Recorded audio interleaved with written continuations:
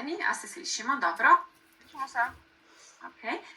Ja, moja predstavitev, zdaj nisem sigurna, ne govorim v angleščini ali v slovenščini, mislila sem, da bo vse skupaj v angleščini, ampak... Ja, se lahko v angleščini, pač bo lažje.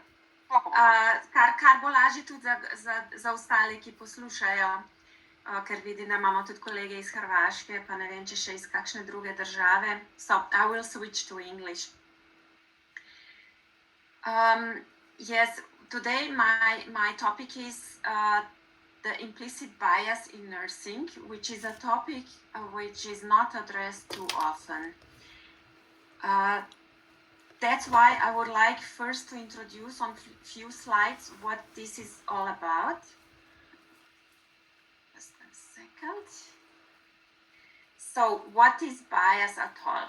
Bias refers to stereotypes and prejudices that are unfairly skewed in favor of or against a particular idea, object, or type of person, often without any reasonable ground.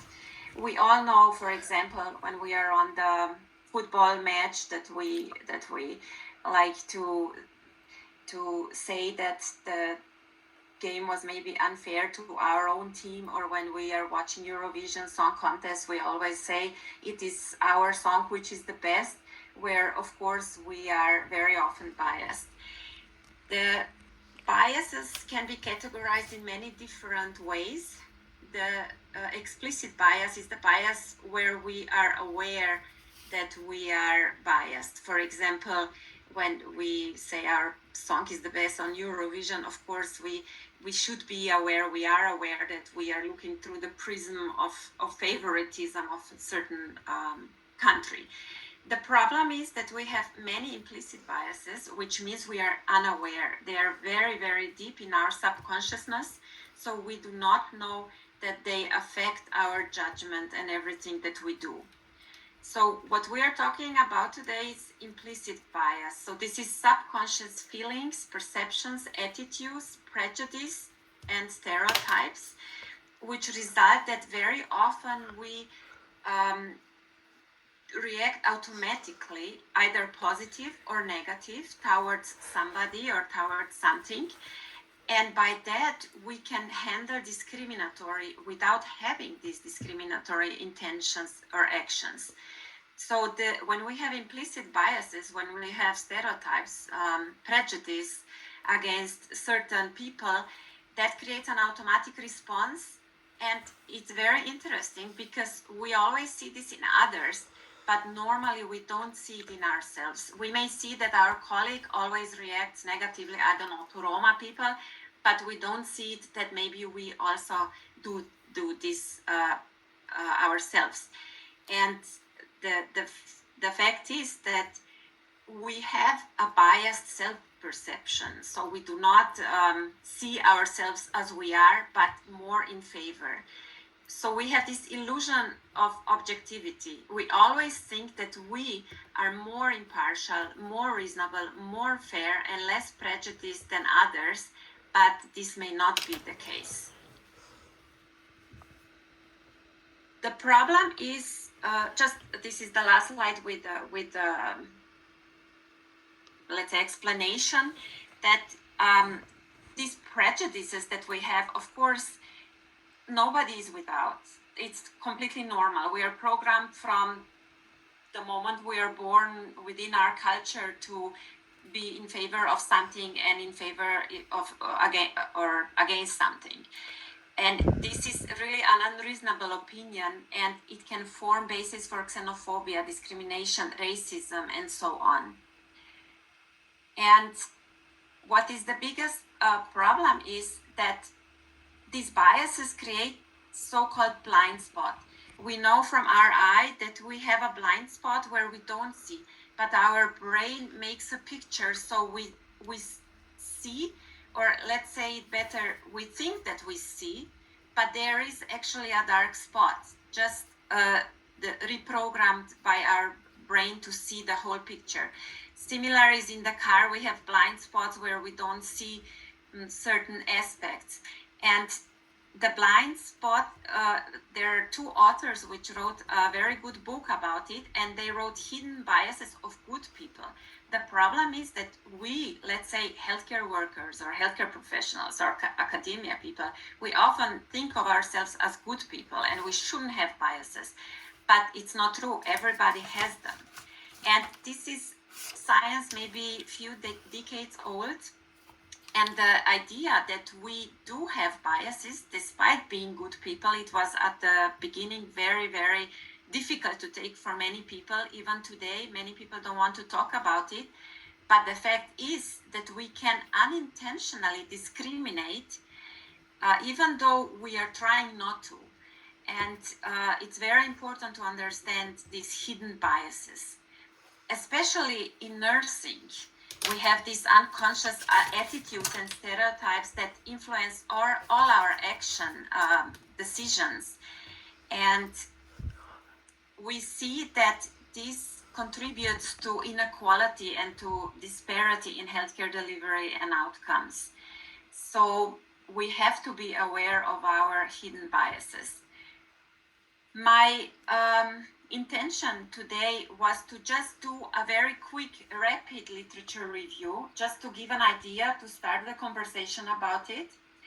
I looked through the literature in the last 3 years on implicit bias in nursing. I just included the literature which considers the general topic, the general aspect which applies to entire nursing field.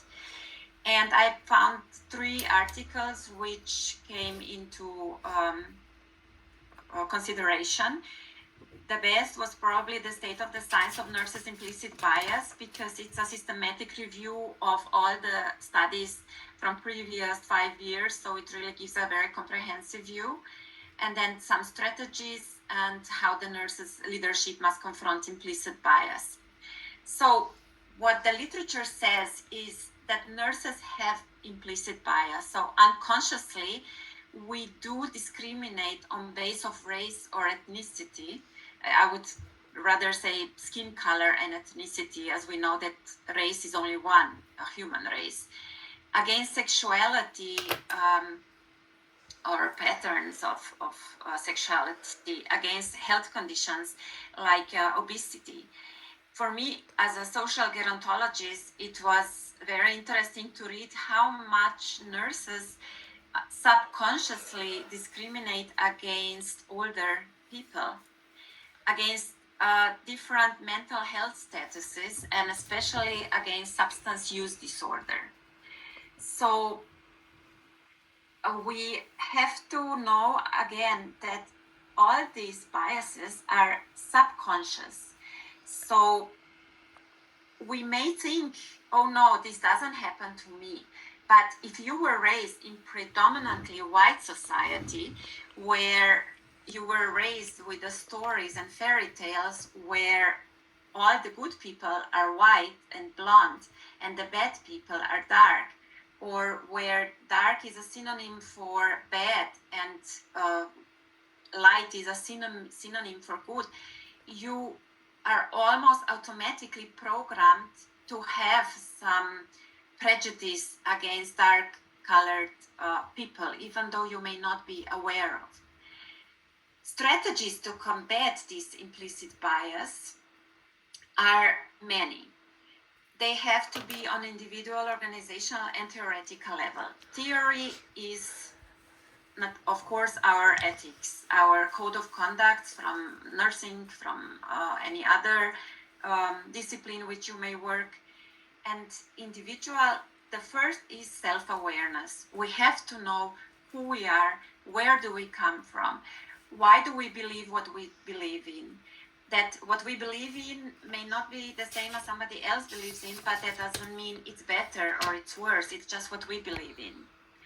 We also have to self-reflect. So when we see that we have a problem with a certain person, we have to go deep into us and ask ourselves, is this a real problem, or is it something in my awareness that is dictating this response? Of course, we have to have a lot of knowledge, and we have to have strategies for bias deconstruction. This is all part of cultural competence, which we are not born with. We have to get these skills, we have to know these skills. And I have to say, self-reflection in our, especially in Slovenian, I would also say in our area of Balkans, is not a strong strategy that we use. From my experience of working in Canada or in some other countries, the self-reflection is also in the schools taught a lot more, to really self-reflect and see where did we contribute, for example, to a certain situation, and how can we solve it better next time. Of course, organizational topics are also very important. Of course, leadership, we have to show with the example and work on our implicit biases also in the leaderships. We have to do a lot of debriefing, which means after, I don't know, certain incidents, we should sit down and reflect on it. It's the same as self-reflection, only on a larger scale with the whole team. We have to do a lot of training, and we have to include diversity in our daily life, also within the employees. Not only the patients are as they are, they come as diverse as possible. So my main message is that we have to understand and address our subconscious bias in nursing, because otherwise it is impossible to be fair, to be inclusive, and to provide high quality care for everybody. And I really would like to stipulate that additional research and increased awareness are required. I have tried to find literature on this for Slovenia, also for some of our neighboring countries, and there is really an absence of research or even discussion that this exists.